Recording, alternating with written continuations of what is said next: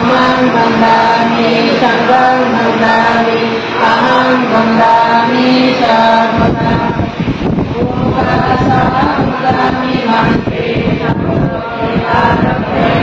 Patham Sarvam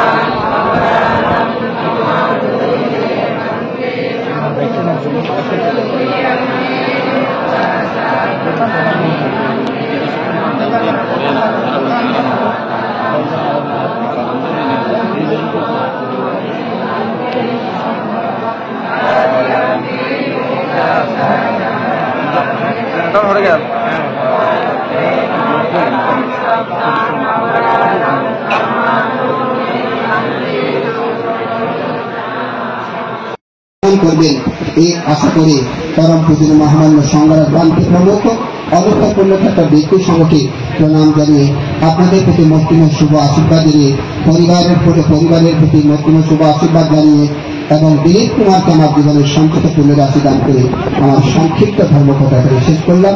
জগতের সকল প্রাণী সুখী হোক।